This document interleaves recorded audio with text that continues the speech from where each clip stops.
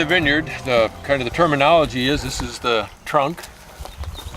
We got the cordon coming out from a single trunk. We have two cordons, one coming this way on this side and one going the other way. It's kind of an S-shaped cordon system.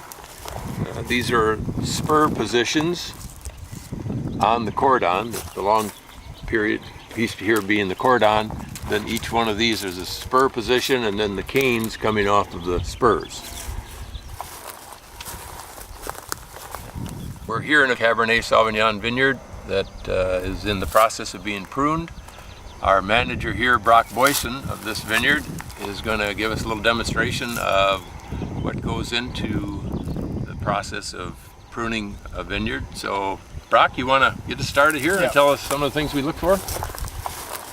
We're looking to select good two-butted spurs here. And what we're going to be doing is removing any of these shoots that aren't good candidates to make two-bud spurs. Okay, so show us where the two buds are here. What do you mean by two buds? Okay.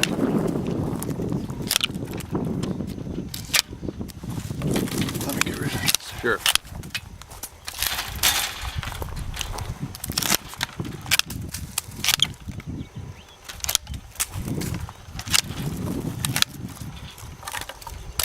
Okay, here we have a two-budded spur. This would be bud number 1, this would be bud number 2.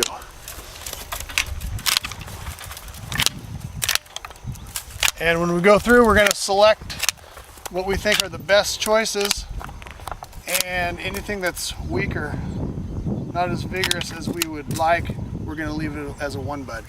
And anything shooting down, we're going to take off. Anything shooting out towards the middle of the row, we will remove.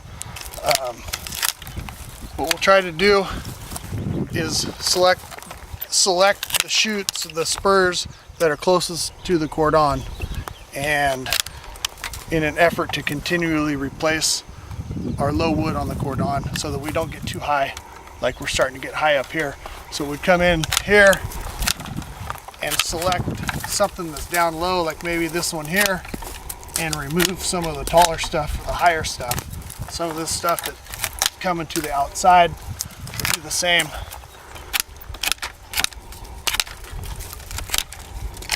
And continually think about replacement spurs as we prune for the following years.